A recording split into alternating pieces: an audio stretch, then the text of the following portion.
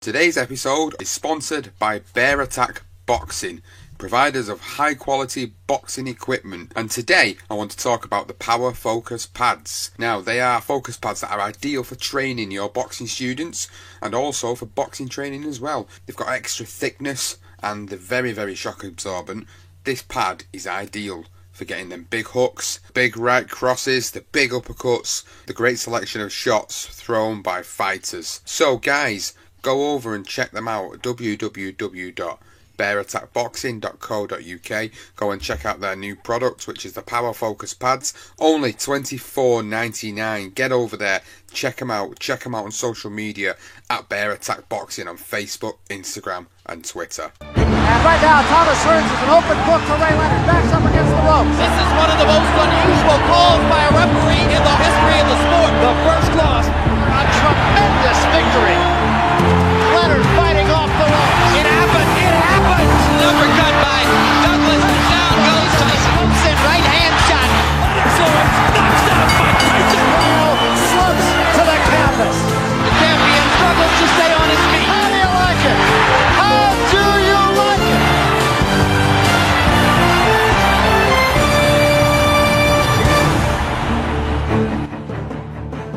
Welcome fight fans to another episode of BTR Boxing Podcast Legendary Nights, and today's episode, as voted for by you the listeners, is the tale of Nigel Benn versus Chris Eubank from November 1990.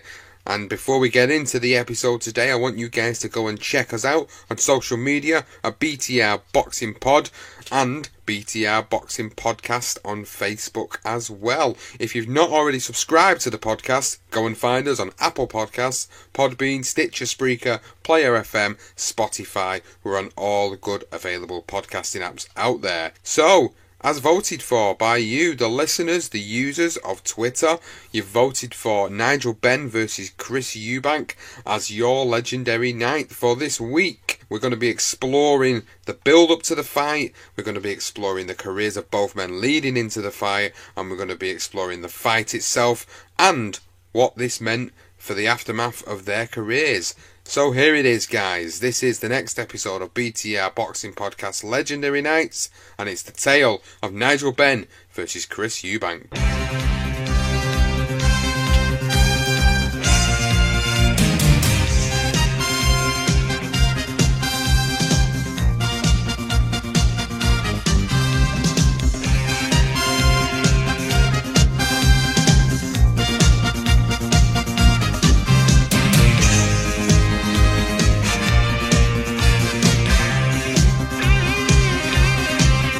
So this is it. This is the tale of Nigel Benn versus Chris Eubank way back in 1990. Delighted to say Johnston Brown is on the phone recording this episode with me today. This is a fantastic episode. And what a great pick and what a great selection of fights you put out on Twitter for us, Johnston.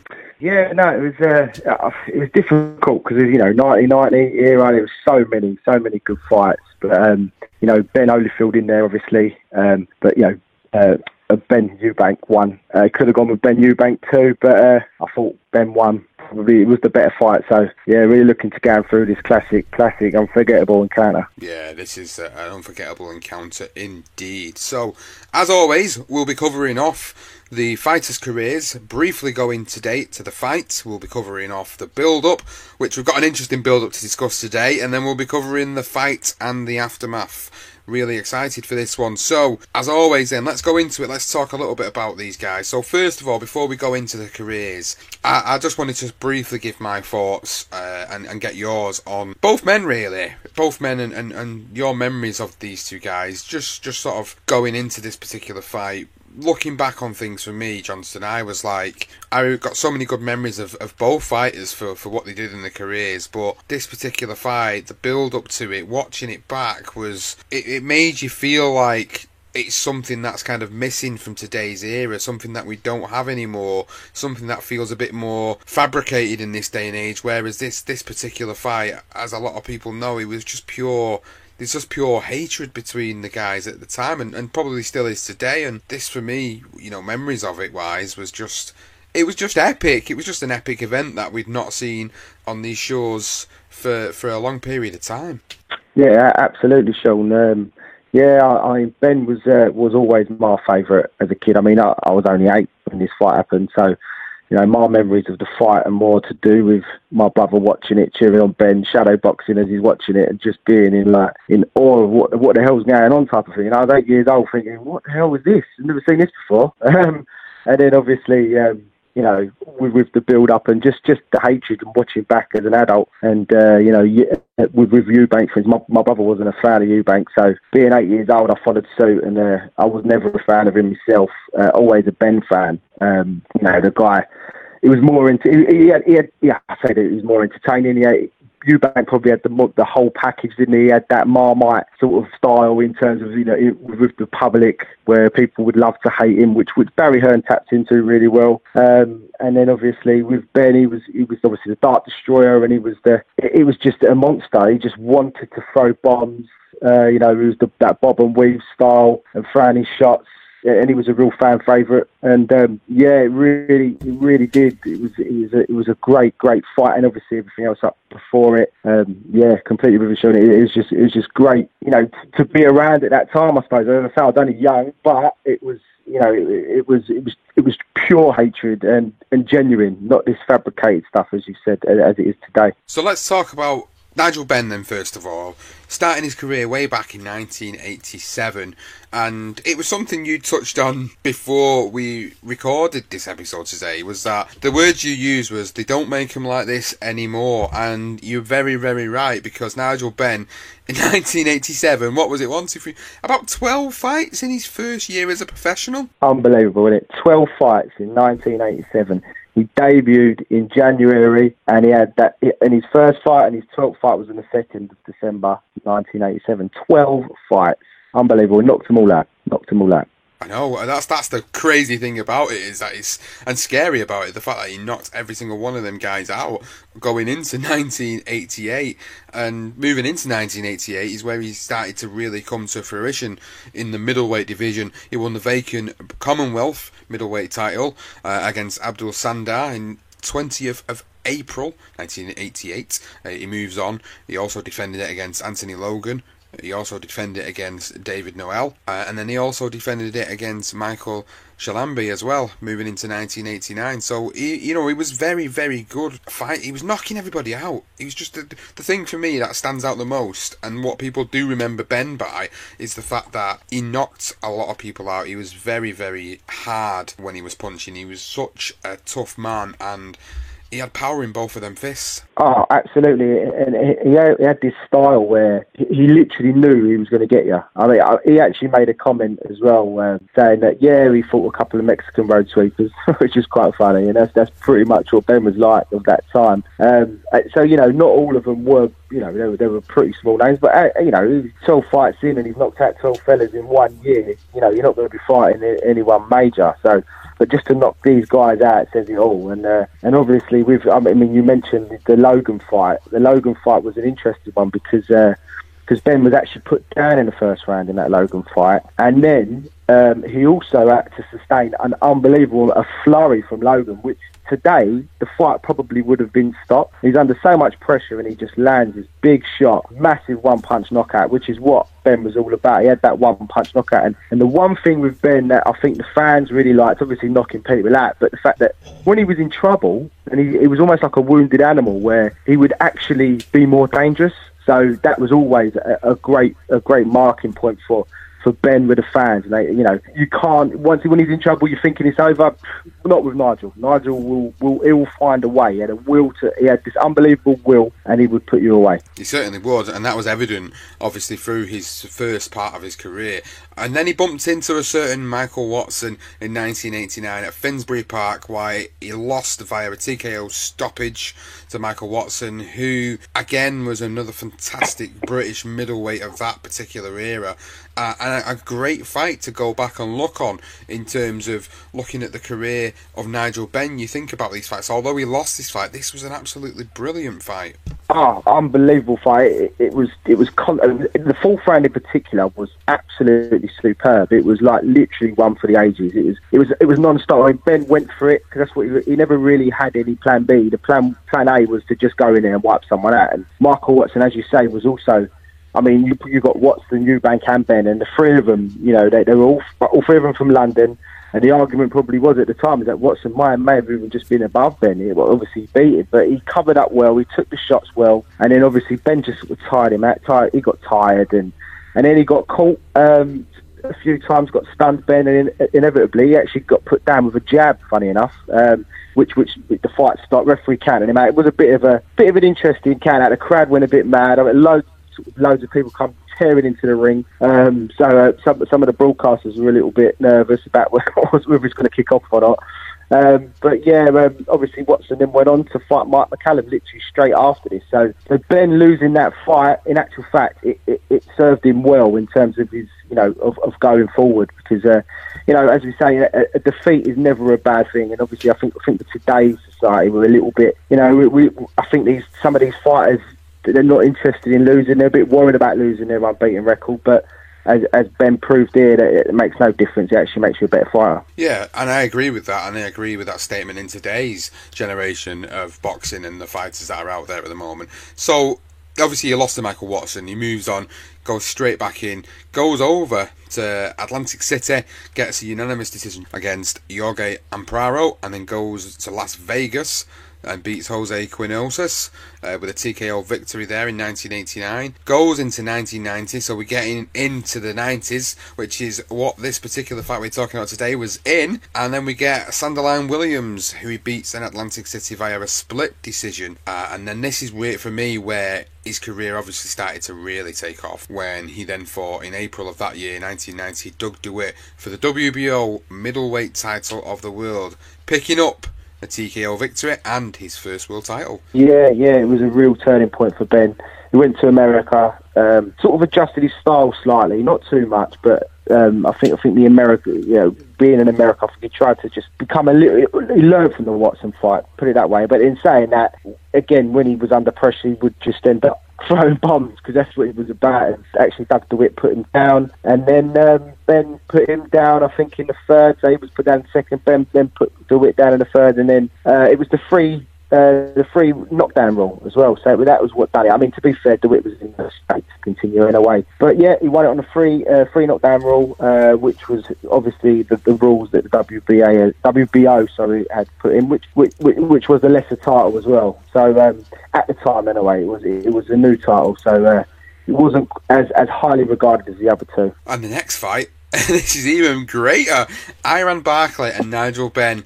Wow, what a fight this was. A 1-round KO from Nigel Benn. Oh my God, this is I'm emphasising the oh my God in this, because I tell you what, this was an absolutely fantastic fight. It was just frantic from the off.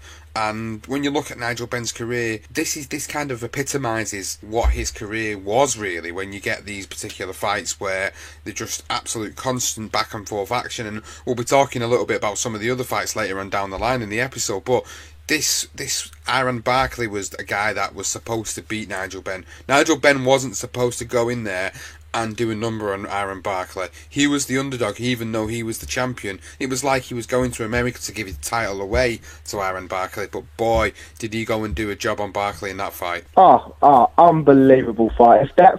If there were, again, he won this with the 3-time knockdown rule, again, with the WBO, which they implied. And you sort of wish they didn't.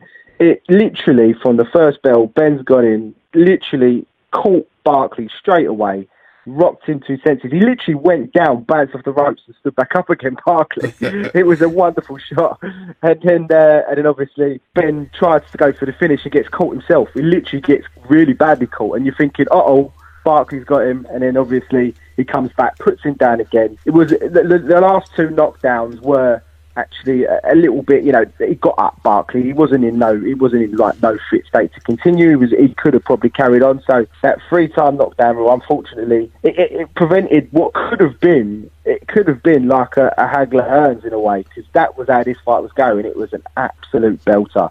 And funny enough, Barkley, just before that, had an incredible sequence of fights where he had actually beaten Tommy Hearns, lost to Duran, lost to Michael Nunn, and then eventually lost to Ben. So that 3-fight sequence there is pretty impressive, or 4 fights, sorry. So just shows you again. And Barkley, Barkley beats Hearns twice, and then you've got Duran who beat Barkley, and then Hearns knocks out Duran. So it just shows you styles make fights. And I tell you what, Barkley Ben was an unbelievable fight. And it's just a shame it lasted around. Yeah, you're right. It would have been a great fight to have seen go out at least another couple of rounds. But as you said, with the 3 knockdown rule, which was in place from the WBO at the time, that fight was stopped in the first round, which brought an unbelievable end to the fight and an unbelievable title defence for Nigel Benn, which led into this next fight, which was the fight we're talking about today versus Chris Eubank. So, Chris Eubank then, let's talk about him, let's talk about his career going into the Benn fight. And one of the most notable things, when looking at his career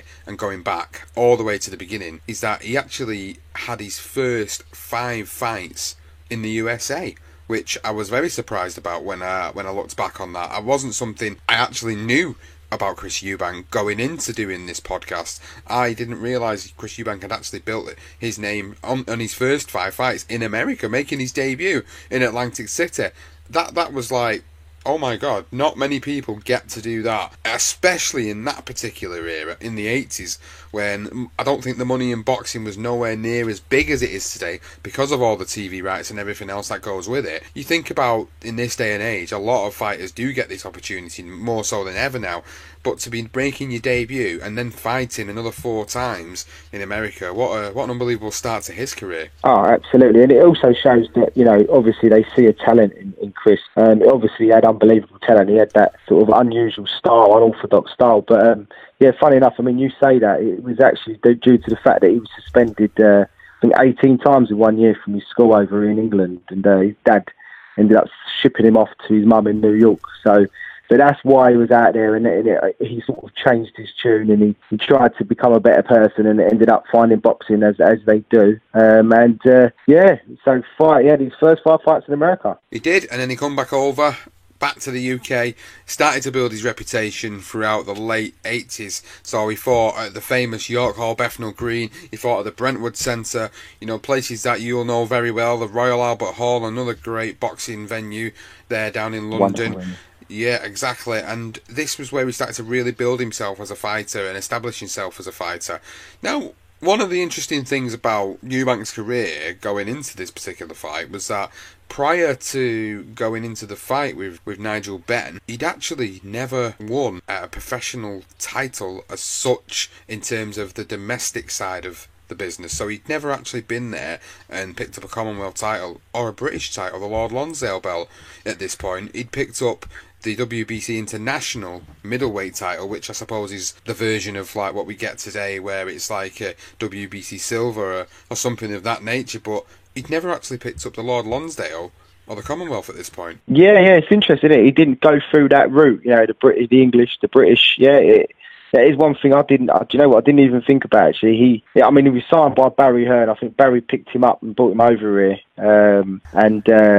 So he tried to nurture him in terms of having him as that Marmite character. But, interestingly, he didn't, did he? The only way, looking at some of these names, is obviously the Anthony Logan fight, which he fought on the undercard of Ben, who was the headliner, which was in 1989, the year before they fought. So I think that was actually the fight when Eubank turned around and said, he called Ben out. So that was when it started, if you like. And he had a lot of fights. He had 5 fights in 88, and then he had 9 fights in 89, which again shows you they don't make them like this anymore, Sean, at all. But really interesting. I never picked up on that. But not one, apart from obviously, as you say, the WBC International, which obviously put him in a higher rank at the time. But what was also interesting is going into the Ben fight, he'd actually had 4 fights previously throughout the year. So, he started in March, and then he fought again in April, then he fought again in September, and then again at the end of September. So he fought 4 times before eventually going into this fight in November of 1990 with Nigel Benn.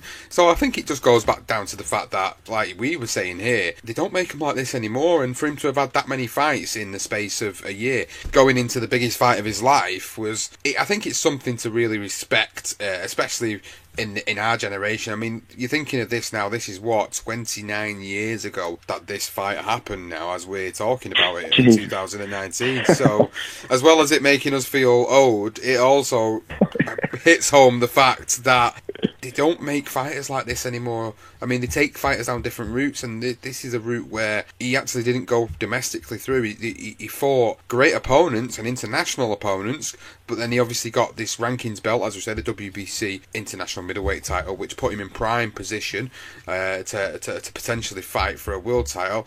And then there was all this build-up, which is what we're going to go into in a moment, about the Nigel Benn fight. As you said, and you rightly pointed out, he'd called him out in 1989. And at the time, obviously Nigel Benn went and picked up the World Boxing Organisation World Middleweight title. So this made the fight even more interesting for fight fans. The fact that it was two British fighters contesting a world title, and it was going to be happening on this show. Yeah, and the crazy thing is as well is with Eubank, as you say, not picking up any going through the domestic route, if you like, but it is Barry Hearn as well. Credit to him, because he was obviously involved in snooker, and he picked up, I think, I'm not 100% sure, but I think that was one of his first fightings, Eubank. He sees something in Eubank, and he built Eubank in such a way that it captured the imagination. He was obviously, it was on terrestrial television on ITV. He had signed a contract. He was good friends with the guy, with Barry Hearn. He was good friends with, I can't remember the guy's name, but who ran ITV at the time. So obviously getting Eubank on the bill, and obviously knocking a few guys out before that. He had a few points decisions, but just that arrogant style. And I'll go back to my brother, because that's one person I can look at here is, he absolutely detested Eubank, my brother, and that was very smart from Barry. Looking at it now, you think about it, you think he's done a right one. He's done a really good job here, because people noticed him not because he had picked up the British title, not because he was a European champion, but because of his style and his attitude and his confidence. He almost had this aura about him where you what he was saying, you almost believed him, and he had that wonderful technique and an unusual and unorthodox technique. And no matter how crazy the guy is, I mean, I think he's absolutely deluded with some of the things he comes out with. But naturally, an unusual fighter to watch. And he talked himself into this fight at the end of the day. I mean, Ben probably didn't even need to take it. He was probably looking at, I think they even mentioned Sugar Ray Leonard after the Barkley fight. That was what they were looking at, the Rands and your Leonards at middleweight. But obviously it didn't happen. But yeah, it was. He knocked out the Brazilian as well with like 10 seconds. So it was set up lovely for this big one in 1990.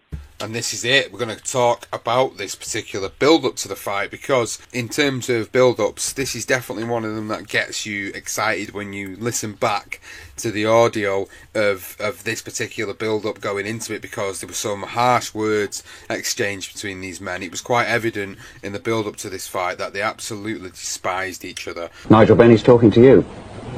To face me. The thing about him, he's all hype. He's all hype, and I can't wait to November the 18th to give him a good hiding. He went out there, he'd done the job on a guy.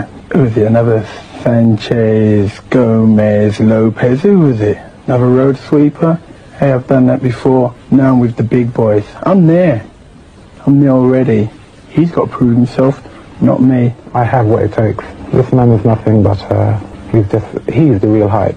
I come up the hard way. I proved myself, boy. You had your time. Let's have some parliamentary procedure here, all right? Oh, God. I have nothing to say to Nigel. I find the man intolerable in that he's so wild. When they talk about boxing and they talk about fights, fabricated, and they look like they're kind of putting it on to sell tickets, there was no fabrication at all with this fight. You could just see these two men just genuinely hated each other. It was absolutely genuine dislike. I mean, they actually put the sign of the fight on TV, and I mean, you sort of think, God, what are they doing? But in actual fact, it worked so well. So you had Eubank sort of sitting with his back to Ben, and it wouldn't look at Ben, and Ben's, you could see he was just really winding him up. I think, I can't remember the name of the host of the show at the time, but he was sort of saying, are you not going to sort of turn around and look at him? And Eubank's giving it the old, no, I'll look at him on the night of the fight. And then they're sort of saying, I can see this genuine dislike, and Eubank comes with, I don't dislike him, I just want his WBO title. And Ben goes, personally, I hate him. I hate him. And he's saying the public are coming up to him, telling him, you've got to knock out this cat. This cat is, he's too big for his boots, and he's got a big head. You need to put him away, Ben. And Ambrose Mendy, who was obviously his manager at the time, was also present alongside Ben. And then you had Barry Hearn signing a contract and getting involved as well. And it just warmed up beautifully, really. And obviously the war of words in between fights as well. So, yeah, it was fascinating to watch back. And as I say, I was only young, but I have these vague memories of my brother not being too best pleased with Eubank, to be honest. In my opinion, although he's a great puncher, he had nothing else other than that. Do you go along with that, Ambrose? That's why. Not at all. Not at all. Nigel Benn he came up the hard way. We're going to find out on the night who's fooling who. In my opinion, Chris Eubank tries to talk as if he came out of some silver spoon society. He's a kid off the street the same as us, and we're going to find out on the night just who's fooling who. In regards to Chris saying that boxing is a mugs game, we've got something to show you. It's a piece of our own artwork. Perhaps you'd like to hone in on that. It's a mugs game. And I'd say this, a Shakespearean quote for you young man to learn. How much sharper than a serpent's tooth it is to have a thankless child. That's from all the professional boxers in this country. Barry Hearn, why is this man the boxer they all love to hate? Well, I don't think they do. I think that's an image that's been afforded to him by some of the journalists in Fleet Street. It takes a bit of time to appreciate Chris Eubank. But, having said that, I'm not detracting from either fighter, but we had a situation when Nigel Benn fought Michael Watson. Nigel Benn was the undefeated fighter that went in. Chris Eubank now is the undefeated fighter. He's there on merit. He is the man until he's been beaten. And it's going to be a very highly competitive fight between two great athletes. Even going back and watching the clips on YouTube, which is wonderful for us to watch in this day and age, it's great to watch back at the genuine disdain for each other. And you look at the modern day rivalries that we've seen where we felt like there's genuine hatred between one another, and the one we covered a few weeks back with Froch and Groves is a perfect example of two guys that really just didn't like each other. There was no put on, there was no charade, it was just genuine dislike. Eubank, obviously the Marmite character, as you referred to him earlier, he was very arrogant. He was, well, he still is. He still is.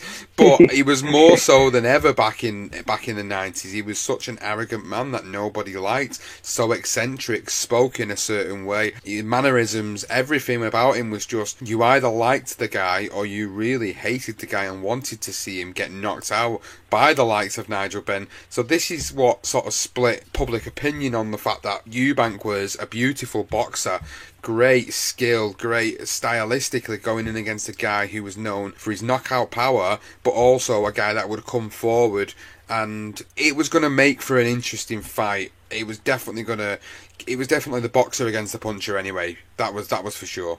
Oh, you saying that? Chris Eubank actually was quoted just before the fight saying, a competent and intellectual boxer against a shallow-minded puncher. That was basically how he built the fight.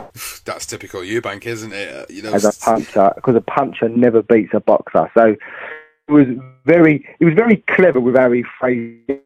You can write his words down and know exactly what he's going to say and how he's going to say it, and that just wound Ben up, because Ben was, he was one of the people, wasn't he? You could go out with Ben, after the fight with Barkley, for instance. He was out on the Raz with his fans that had come over to watch him in Atlantic City. Whereas Ben, I'm with Eubank, so I don't think the fans quite got that. It was just his arrogant-minded, narrow-minded, and just self-obsessed with himself. And whereas Ben was like your guy next door, wasn't he? He was the guy that he was your mate. So I think that's what people loved about Ben, and it just set up for the hate for Eubank, and then the love for Nigel. And but it swings and roundabouts, because obviously as it develops, I think people start to appreciate how good Eubank was. But it was simmering nicely for the main event. And this is some interesting information about this particular fight going into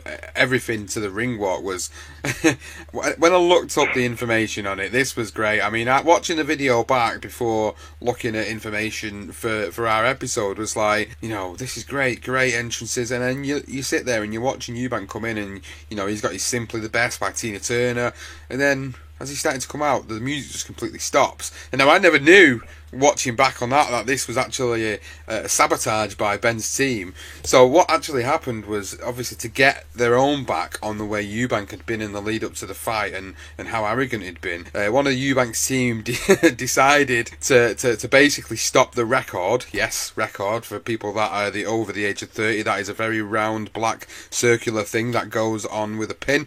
You probably won't have seen him. Go on Google and check him out. Yes, so the record, Simply the Best, was actually stopped. So Eubank just carried on. He just carried on walking to the ring like a consummate professional, like nothing had even happened. So the music completely stops, and he just carries on, goes in, does his vaulting over the rope as always, and then we get, obviously, Nigel Benn, who then comes in just looking like a mini Mike Tyson. yeah, it was brilliant, wasn't it? The funny thing is, as well, is the other thing I picked up, and I don't know if you might have as well, Sean, is Ben, because they used to do check weight before the fight, and on the morning of the fight, I think they said Ben woke up sort of 6 o'clock in the morning or whatever, and he went, I need to check weight. And they went, all right. So he checked weight, and he was 6.5 pounds overweight for this fight, and he had 3 hours to lose it. So he spent literally the whole morning running around an underground roundabout, had done 3 miles on a treadmill with all his clothes on. Then he went into a sauna with 4 layers of clothing on and shadow boxed for 45 minutes to try and bring down that weight. In the end, he managed to go to check weight, and he checked weight. But after that, he couldn't eat anything. He literally had half a sandwich. So Eubank had a bit of an advantage, and Ben, you know, he was struggling. He's had to do a little bit more than he was supposed to be doing. So I think as well, with them stopping that record, that was also a part of trying to play mind games with Eubank, but in actual fact, it just pissed Barry Hearn off.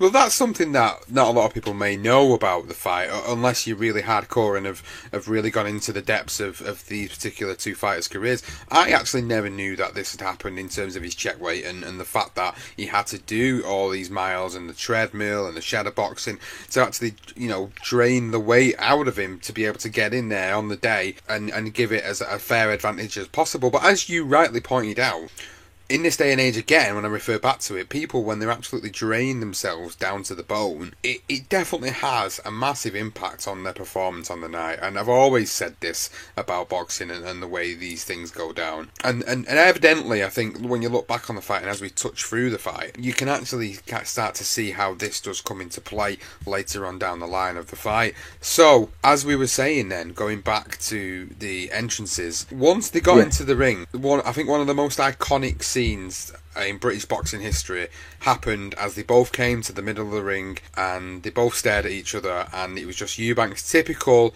glazed eye stare straight through Ben, and Ben's expression of just pure hatred and loathing for Eubank. yeah, I'll never forget it. I mean, it was intense, wasn't it? And even the way when they sort of went back to their corners as well, just before the bell sounded, and that iconic pose that I suppose you've got to say with Eubank with the hands and sort of side standing and glaring over to his opponent in the corner, and Ben was almost doing a similar thing, wasn't he? So they're both staring at him, waiting for that bell when they're ready. And Ben in his head thinking, I'm going to absolutely rip your head off.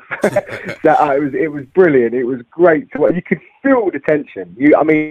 I always go back to, I don't remember it as an 8-year-old. I was an 8-year-old in the front room with my brother and his mate. And my brother was he couldn't wait for it. He was 16, 17, my brother, and he was so eager for Ben to just wipe the smile off, this smirk off Eubank's face. And like, I could feel the tension in the room. It had that about it. I mean, you watch it on YouTube and the sound quality is not as great.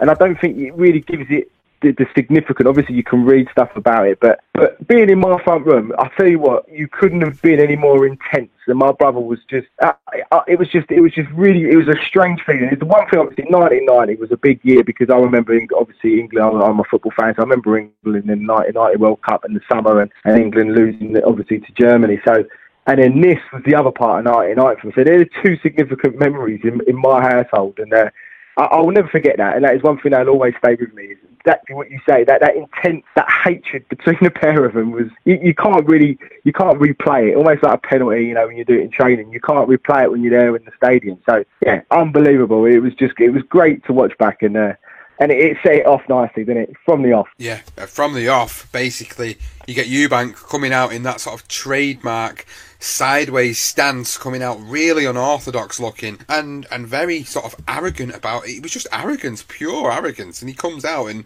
there's just no respect at all for Ben. Ben comes out and obviously you know exactly what Ben wants to go and do. And as you said, he wanted to go and rip Eubank's head off, and straight away he came out and he started throwing punches. But Eubank really smart in the early couple of rounds where he's really trying to box against Ben and use the advantages he had as a fighter to try and overcome Ben. But Ben was just so ferocious, as we always known him as. He wouldn't stop. He took punches to get on the inside to get to Eubank, but Eubank actually caught Ben with a real good right cross in the opening stanza, and that was a significant start, and he really hurt Ben in that first round. And that the commentators were absolutely going wild. It was like immediately it was like a replay of the Iran Barkley fight. It was, Ben comes out, starts throwing ferocious punches, Eubank catches him, nice great right cross, and then all of a sudden you just kind of see Ben's legs go a little bit and you're like, oh no.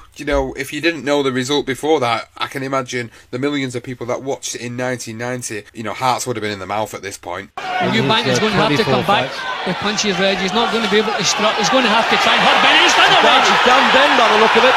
He chopped that right hand down though. He's right above us, Ben, almost falling down on the ring on us here. This is what we've seen Ben so dangerous from this position. Here it comes. He's always saying he likes to battle back, Ben. Well, he's got to do it here. Tried to do it with Watson, but it didn't work. Ben's legs are shaky. Oh, absolutely, yeah. I mean, Eubank, it was like a crab-like style, and it'd sort of glide around the ring sideways. It's really weird to watch, but it was obviously effective. And as you say, he was very smart. He was very clever. He almost used his jab a little bit. He looked like he was going to just literally, as he said, the boxer against, the shallow puncher, as he put it. And Ben was obviously trying to get in close. And then he sort of roughed up his rhythm a little bit in that first round, Ben. And then obviously going into the second, as you say, that wonderful cross from Eubank. And then, it was boiling up lovely. And then obviously that one particular shot, I think Ben's thrown a right hand and it was like a 1-2, if you like, and then he's caught him with a third. And it stiffened Ben's legs. He's gone back to the ropes. And you are thinking, oh my God. Luckily, it was the end of the round because, to be honest, a minute and a half left, that fight could have been over. Let's be honest. I mean, he was a clinical finisher at Eubank, although he wasn't a seasoned pro, but he was confident and he was very clinical in the way he finished his guys. Saying that, Ben like a wounded animal, wasn't he? So when he's hurt, he's at his most dangerous. So who knows what could have happened if that had continued. Literally it happened right at the end of that second round. But it was looking great. It was a great start, and obviously, as you say, the commentators were feeding off that, and you could feel the excitement in the arena. That's right. And then we go into the third and fourth, and the fourth sticks out in my mind in particular when watching the fight back was when Eubank took an absolute ferocious right uppercut to the chin when breaking away from the clinch. That blow actually caused him to bite his tongue, which led him with a severe gash, which led to a lot of blood being swallowed. Eubank actually hid the evidence from his corner, something that has only been found out obviously after the event. So we all know what it's like when you bite your tongue. It's horrible when you're eating a piece of food, but this guy had took an absolute huge uppercut, and obviously at the time the uppercut landed, he bit his tongue so hard that he'd caused a huge gash on his tongue. So there was blood literally coming in his mouth, but he was swallowing the blood.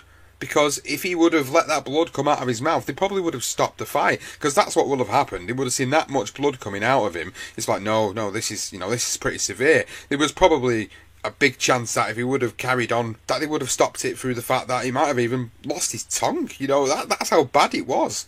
Yeah, and as you said, he actually didn't even mention that until well after the fight. But yeah, I mean, could you imagine that? I mean, you could literally, as they are in the inside, it's sort of like their heads have come together. And as you sort of, I think Eubank described it as when you got your sort of chin on someone's shoulder, and then as you come away, your mouth is slightly open. So that's why when he's actually thrown this massive uppercut, his mouth being slightly open, after he just caught his tongue, obviously bit his tongue, and then, as you say, he was trying to hide the evidence from Ronnie Davis and obviously the doctors, because he didn't want him to pick up on the fact that he had so much blood in his mouth and he didn't want the fight to be stopped. Which again just shows you that, for all the things that Eubank was, he was very self-confident, and he was a bit of a prick. Let's be honest. He had a real will to want to fight and win. So credit to him, really. It was always remembered, this fight, for the commentary, the ITV commentary. Obviously, the commentators got so into this that Jim McDonnell was like, "Jesus, look at that right hand," and it was just you got the big fight feel of everything. You know, when the commentators play, some people slag them off, don't they? In this day and age, like some of the shit they come out with, but like. I think you felt every punch with the way the expressions of the commentators came across on the telly. Like, you got the guys like Jim McDonnell shouting "Jesus," you know, that's not something you kind of get now. It's more scripted, I think. It's more, they've got their own sort of things sort of set out for them, whereas now back in the day, it was more like they're saying it as they see it and as they felt it, as opposed to it's being specific about certain things that I was saying. And that really made a difference to me watching the fight back. It kind of got you really sort of engaged in the action that was going on in the ring, and it kind of led you to feel something was happening more than what you actually thought it was. You know, going into that 5th round, Ben's eye was actually swollen shut because of the amount of punishment he was taking on the way in to get to Chris Eubank. And then in the 6th, Eubank started throwing shots at Ben, who was covering up on the ropes. Ben then caught Eubank with a low blow, and with no points deducted, he started using that to his advantages with the fact the referee didn't do nothing about it. Started pounding Eubank to the body, and it was just an amazing couple of rounds where they were both getting involved in some great exchanges. Yeah, definitely. That low blow definitely clearly upset Eubank's rhythm. He was pretty much in control. As you say, Ben's eye obviously almost closed shut by this point, and so he's thrown that punch. Obviously, was low, and Eubank, to his credit again, you know, he's bit his tongue. And now he's been punched in the buttocks, and as you say, Richard Steele, the ref, who was an established referee at the time. He could have given him a bit longer. I mean, we've seen one recently with Amir Khan, and how he just bottled that completely. Eubank gave himself a few seconds, and he was back in there, clearly in discomfort. Ben, clever in his tactics, as you say, targeted the body. I mean, the last thing we need is, you know, you could imagine being the fighter getting caught in the Goonies, and then all of a sudden, you know, you're getting smashed in the body, you know what I mean, by someone who's a big puncher. That's the last thing you want. You know, everybody knows you feel a bit sick and your belly hurts a bit, doesn't it, afterwards. So very clever tactics from Ben, and as you say, worked the body really well, and it was clearly taking effect on Eubank. But obviously with Ben, with his eye, you know, he knew he had to do something different, and with that granite chin, which Eubank clearly showed in this fight, he got caught a few times with some big hands, big right hands, and so it wasn't the chin that was going to put him down. It was always going to be the body, and you could see in Ben's eyes, specifically in the 6th and 7th, when he was really whipping them shots in deep, wasn't he, Ben? And they were taking some effect, and even one point, Eubank even glances over to Richard Steele, ref, and when you see that in a fight, you started to think, oh, hold on a minute, I think this is on the turn, this fight. You know, he's looking for a way out here. But again, credit to Eubank, he fought on. He did, he fought back in the 7th, he really did, and he started to turn the fight a little bit around in his favour. And then, as we get into the 8th round, the scores are fairly even as we start that round. But this point, when I was talking about earlier about how the effects of the weight drain might start to catch up with Ben, and it was evident, this is where I felt he started to catch up with him in the fight going into the 8th. He became a little bit more wary going into the 8th round now. He was looking to kind of pick these one-punch shots on Eubank. He was just like throwing... They weren't entirely wild, but in my eyes it was kind of like he was only throwing the one shot, looking for that one-punch knockout. Now, actually, he did catch Eubank on the top of the head with a overhand right after he trapped Eubank in the corner. Now, that meant that he went down, he was up there quick, said it was a slip. No, it's a slip. That's what he was saying to the Richard Steele, the referee. But he had to take the 8 count regardless from Richard Steele. I'm surprised that Eubank hasn't tried to make better use of his jab, because Ben does come straight on him. Yeah, exactly. Professes to be a master of the noble art. Right, almost came out on our lap, Trojan. A little bit of a slip. He's arguing with the referee. It was a slip, but there's no point in him shouting at him because he got clipped at the same time. I think it was a bit of both, Reg. It was a slip, but it was a punch that caused him to slip, so you got to count. And that was a really interesting part of the fight, because at this point, with the fight being so even, that was significant, because that now meant that it was a 10-8 round automatically, which meant that essentially Ben's 2 rounds in front. So this is where Eubank really had to start coming back, and he finished the round pretty strongly. And what was interesting is that at the end of the round number 8, he's posing again. His arrogance is just ridiculous. Like, he's just posing, and he did it in a couple of the rounds throughout the fight, which I've not touched on. But when you watch the fight back, you just see him doing this pose, and I always refer back to today. Chris Eubank Jr. used to do exactly the same up until recently. He'd stand in between the rounds in the corner when they get the 1 minute break, and he'd just stand there staring at the opponent. And Eubank was exactly the same in this fight with Ben. Oh yeah, we did touch on that. I mean, even from the first round, he actually, because the camera goes straight onto Ben's corner and you don't actually see it, but Eubank was actually strolling around in his corner before he actually, for about 10 seconds, before he actually went back to Ronnie Davis. And as you say, he was doing exactly the same thing. I think again, it's just to prove that it's his way of saying to everybody, look, you know, I've got this. You know what I mean? Don't worry. This is in the bag type of thing. If anything, he's trying to sway the judges as well. But, I mean, as you say, that knockdown, whether it was a slip or not, I mean, I've watched it so many times. I mean, at the time, as I keep going back to my household while this fight was on, my brother was unbelievably just jumping around, shadow boxing away, and he thought it was over. Obviously, it wasn't, and he still to this day would always say it was never a slip. He took him down. I've watched it. It's difficult because he does catch him right behind the ear, and with the way like that crab-like style that Eubank had, whether he would have gone low and just moved out of the way, and maybe there was a little bit of water and he slipped on it. He was absolutely fine, as you said, Sean, and he was ready to carry on. But I think the one problem for Ben was the eye. It was clearly, it was completely shut by this point. And Eubank was a clever fighter, a clever boxer, as I touched on, with Ben being a clever fighter, using the body after sort of getting him in the balls, and he targeted that eye, and he worked it well. So I'm moving into that last round on him. That's it, the 9th and the final round of this particular fight. And again, we talk about the Legendary Night series and about some of the greatest fights we've ever watched.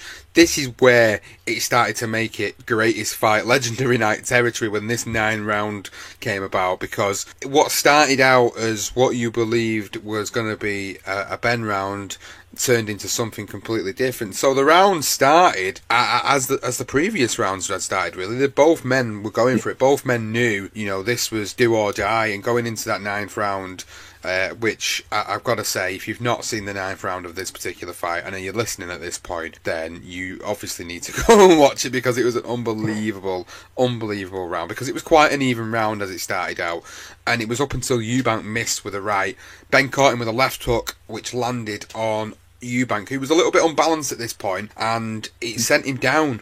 So standing up, Eubank again circled Ben before releasing a left-right combination and a left hook which staggered Ben. Ben survived that little flurry and got into the clinch, and then Eubank then, this is where you said earlier, and you quite rightly pointed out, that he was known for being a fantastic finisher. He got a straight right from Eubank, sent Ben into the corner, and it was at this point where Richard Seale had seen enough and decided that he was going to step in to end the flurry with 5 seconds left of round number 9.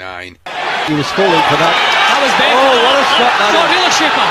Opened him up with the left hand and then shot the right hand over, and it connected. There's the countdown. If he did go down, the count would continue. Ben's shaking, Reg. Right to his bootskin. Ben is shaking. The eyes watch, Reg. This will be the finish of the belt. And it's all over in the 9th round. And would you believe, in Ben's corner, they looked as though they were objecting to that for a minute. Why was it stopped? But I think he was right to dive in there. Apart from the eye closing, he was also getting punished at that point, Jim.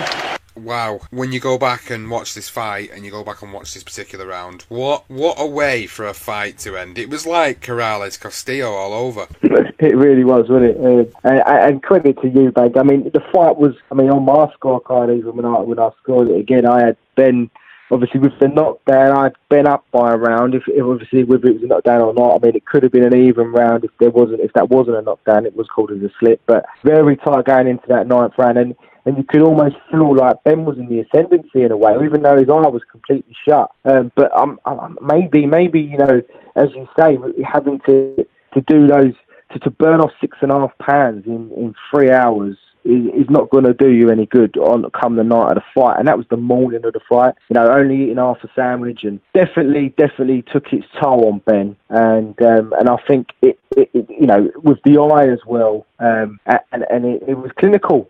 Eubank, very clinical.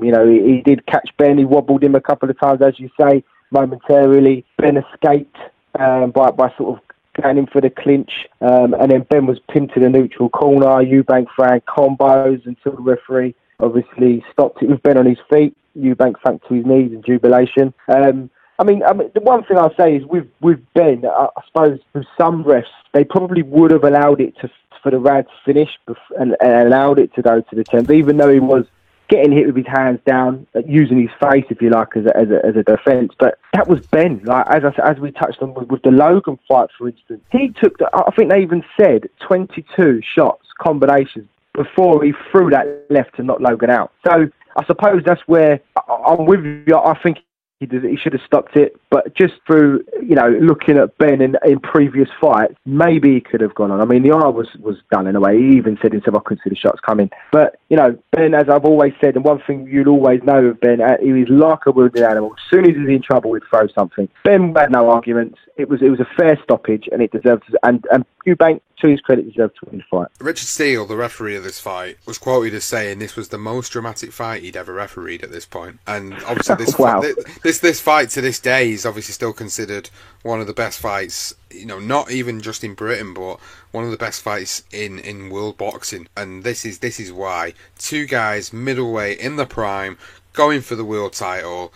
And this is what we get, an unbelievable fight. And it makes me proud as a British fighter fan to be a British fighter fan when we've got this sort of lineage of fights under our belts to be able to look back on and be able to talk about that. This happened with two British guys involved. And what an unbelievable fight. And I can only really say to the people that listen to the episodes, and if you've watched the fight already after listening to the podcast that we do, then we really appreciate it, because this is what gets us hyped up to go and watch these fights. We record it, we put it out, and then we listen back and we're like, oh, I might go watch that fight again. And I know that's the same.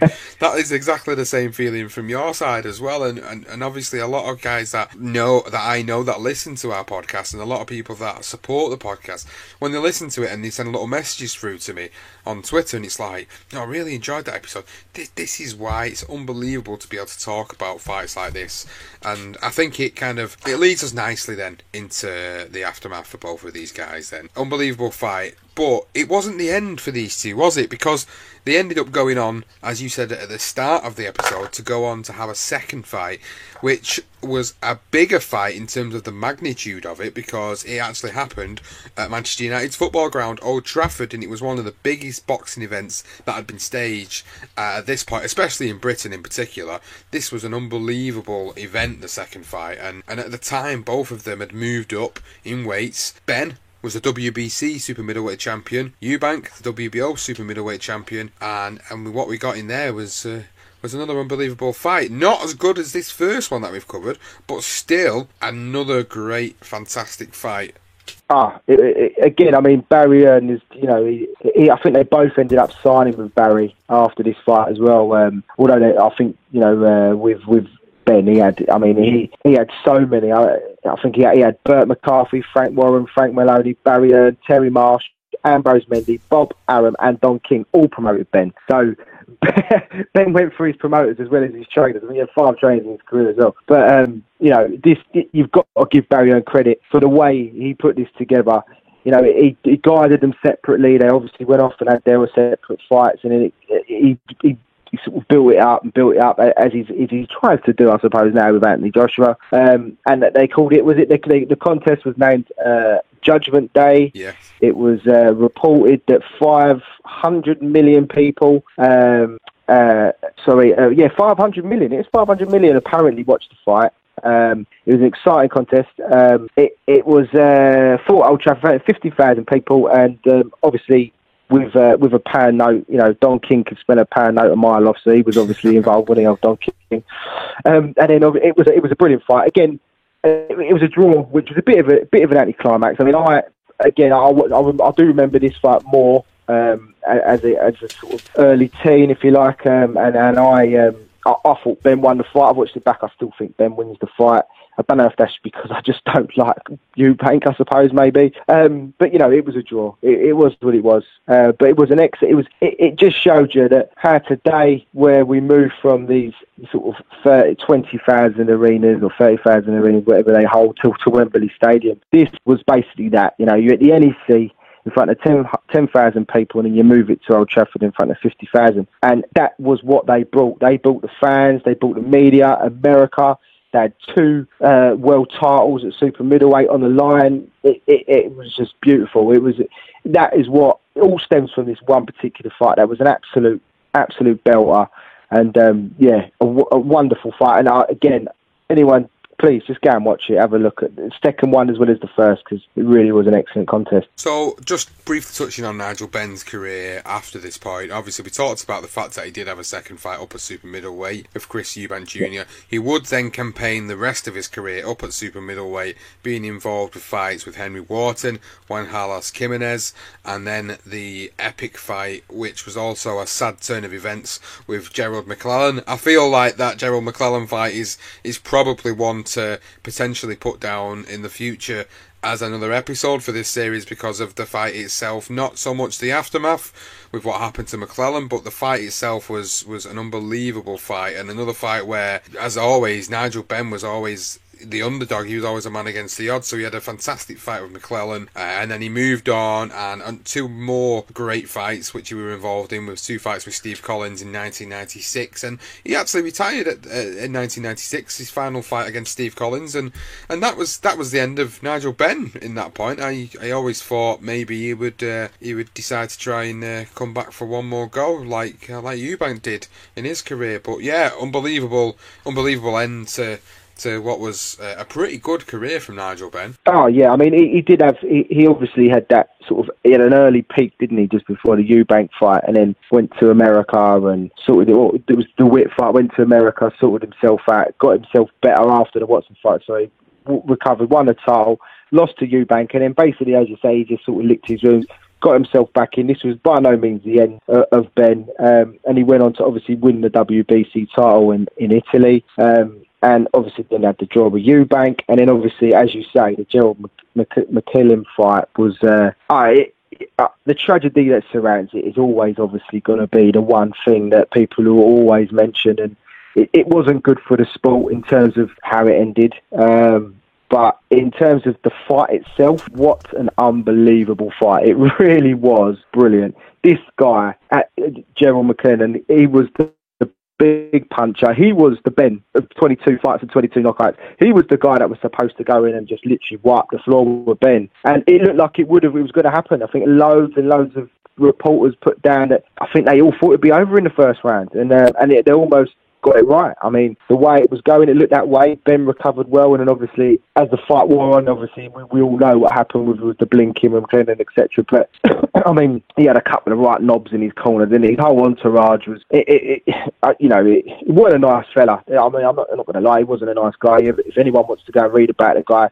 he wasn't very nice. Doesn't mean that he should deserve to have what happened to him, but if anything, just go and watch that fight. It really is. I mean, if anyone's got Box Nation, they have it on probably once a week, that one, because it's so good. Yeah, no, I agree. And then we look at Chris Eubank's career after this fight, and he was obviously involved in epic fights as well. Just touching on the fights with Michael Watson, again, another sort of tragic turn of events in the fights with Michael Watson. He beat Watson in the first one, and then obviously beat him in the second one, but obviously, unfortunately, Michael Watson collapsed at the end of the 11th round in the second fight, and obviously the rest is history. But he also was involved in other great fights with a notable opponent in Fulana Malinga as well. He got involved with him. He also fought Juan Carlos Jimenez as well, and then he was also involved in some great fights down the line with the likes of Steve Collins. They're probably other episodes we can cover off for Legendary Nights, because they were the two fights with Steve Collins were just fantastic nights and fantastic build-ups to talk about. And then obviously he had his final 3 fights of his career. Unfortunately, they were all losses, unanimous decision losses, but he would fight a future star in Joe Calzaghe in 97, which was for the vacant WBO super middleweight title. He then decided to come back in 98 and fight up at cruiserweight against Cal the Cat Thompson in 2 great fights against Cal Thompson there. So Eubank also had a great career, and just to summarise both men's careers, they both became world champions in 2 separate weights, and that's a feat that not a lot of boxers can say they ever did, and that is why a lot of fans regard them as British boxing legends. Oh, absolutely. I think, with Eubank, Ben, it was obviously their rivalry. When you think of one, you think of the other, which alone for me is enough. Too many guys may hold unbelievable, throughout their weight, they can hold several different titles and different weights, but that you struggle to find that partner they tangled with, if you like. Styles make fights, as they say, but also you need someone with you. When you think of Gatti, you think of Walls. When you think of Eubank, you think of Ben. When you think of Ali, you think of Frazier. No matter what anybody, people will always remember that for those 2 fights. And obviously their careers, they both had magnificent careers, as you say, in 2 separate weights. I mean, even Ronnie Davis, when Eubank moved up to super middleweight, although it was only a brief spell, Ronnie Davis actually felt that he was a beast at light heavy. So, who knows if he'd have moved up to light heavy, maybe he could have gone on to do even more things earlier than he did, that is. But I mean, they were just excellent fights. I mean, the Watson fight, for instance, again, it was a tragic turn of events. But I think people forget that is actually one of Eubank's best performances. He was down on the scorecards and he needed to finish the fight by a knockout and stopped him. I mean, obviously it was tragic what happened, but I think people just overlook that it was an outstanding performance from Eubank. And then obviously it goes on to with the 2 Collins fights, which Collins, he knew what he was doing. He knew to target, and Eubank after that Watson fight, we mentioned it with Ben, he was very clinical in the finish, and he even said himself that he lost that clinical finish going forward. I mean, you look at his resume, and a lot of his fights went 12 rounds and went the distance. Although he wasn't a massive knockout puncher, he had times when he would knock him out with 1 punch, and it was just the way he would finish a fight. And I think he even said himself he'd take his foot off the gas. With Collins, there was an instance where he could have pressed on, and he sort of decided to take it to 12 because he was worried. And I think the same with Cole Thompson, he put him down, I think, in the first fight, and he could have pressed on and he didn't. So, where they both, you think of one, you think of the other, but they also had those tragic fights as well. So they are just moulded into one. I mean, they still talk about it today. How much they hate each other, how much they would have a third one, even today. Would I watch it? I probably would. I'm not even joking. I probably would watch it. So it was a great fight. It had everything. It was a classic. It was unforgettable. I mean, so the words just fail me. I mean, it was a battle of wits, a battle of wills. It was a fight of the ages, and I think it is 100% a legendary night. And they, as you say, they could even feature further on down the line. So maybe when we do other polls, I think I wouldn't be surprised if Ben McClellan comes out as a winner, because that was another great fight. And obviously Collins against Eubank, their first one in particular, was another great fight. Calzaghe, as you mentioned, sorry, I'm rabbiting on it, but there's so many fights. They're a credit to British boxing, and they're a credit to boxing as a whole. And they actually, WBO, they were a small, unrecognised organisation at the time, and if anything, it's probably down to Ben Eubank that WBO has now become what it is today. And I can't disagree with that last statement there, because you're probably right. It was probably the pioneering fight for their World Championship and their organisation. Also, on a side note then, going back to what you were talking about there, if anybody that's listening has not seen a good documentary about these two going in against each other and their particular rivalry, ITV did a documentary a few years back called The Best Ever Big Fight Live, and it was former world champion Duke McKenzie and Barry McGuigan talking about this particular rivalry. Duke McKenzie saying it's a rivalry that may never be rivaled, with Barry McGuigan also agreeing to say there was real empathy and ill will between them two, but what fights. The legacy of the feud is definitely going to be summed up by this first fight for me, And the moniker of a war to end all wars is perfect for not just this fight, but the whole Ben Eubank saga in general. It was definitely a war to end all wars, and what an unbelievable fight to cover. And I know we always bang on about how unbelievable fights are, but genuinely, if you're not a big fan of boxing, these are the types of fights that get you loving the sport. These are the types of fights that get the casual audience on board. People that may just like a fight like this, they'll only watch boxing for fights like this. If you've never watched this fight and you're listening to this episode for the first time, then we implore you to go and find the fight on YouTube. There is some really good high quality versions of the fight on there. Go and look at the fight, go and watch the fight, and go and look back at what an event it really was, and how good of a fight it really was. And I gotta be honest, Johnston, it was when this won the poll, I was so excited to do it, because I've got such fond memories of both of these fighters growing up in the 90s and enjoying boxing as a fan in the 90s. So it was great to cover this one today on this episode, and I'm really glad that we've had the opportunity to do it. Oh, absolutely. And going back and just recapping, and as you put it so well, in terms of it really was an unbelievable pioneering. I mean, we mentioned it in the last pod with Lennon and Duran, but these fights, this is what makes it legendary. The way that they're so significant that sort of the rest of boxing follows suit, and that's what puts these guys in the Hall of Fame. I think Ben's only just been put in the Hall of Fame like last year, I think. I'm not sure if Eubank's even in there. I honestly don't know.